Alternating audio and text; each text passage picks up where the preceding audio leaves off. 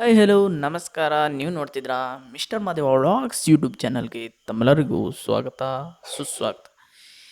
ಇವತ್ತಿನ ವಿಷಯ ಏನಂದರೆ, ನನ್ನ ಹೋಂಡಾ ಶೈನ್ ಬೈಕು ಎಕ್ಸ್ಲೇಟ್ರ್ ವೈರು ಹೋಗ್ಬಿಟ್ಟಿದೆ. ಅದಕ್ಕೆ 3-4 ದಿನದಿಂದ ಮಳೆ ಜಡಿನಲ್ಲಿ ಹಾಗೇ ನಿಲ್ಲಿಸ್ಬಿಟ್ಟಿದೆ.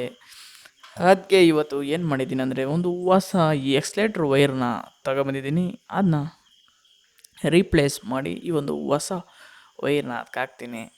ಅದಕ್ಕೋಸ್ಕರ ನಾನು ಯಾವುದೇ ಅಂಗಡಿಲಿ ಹೋಗಿ, ಯಾವುದೇ ಮೆಕ್ಯಾನಿಕ್ ಶಾಪಲ್ಲಿ ಹೋಗಿ ನಾನು ಚೇಂಜ್ ಮಾಡ್ತಾಯಿಲ್ಲ, ನಾನೇ ಚೇಂಜ್ ಮಾಡ್ಕೋತಾ ಇದ್ದೀನಿ. ಈ ಒಂದು ಎಕ್ಸ್ಲೇಟ್ರ್ ವೈರ್ನ ಬೆಲೆ ಬಂದು ₹130 ಆಯಿತು. ಇಲ್ಲಿ ಹಾರೋಳಿಲಿ ಹೋಗಿ ತಗೊಬಂದೆ.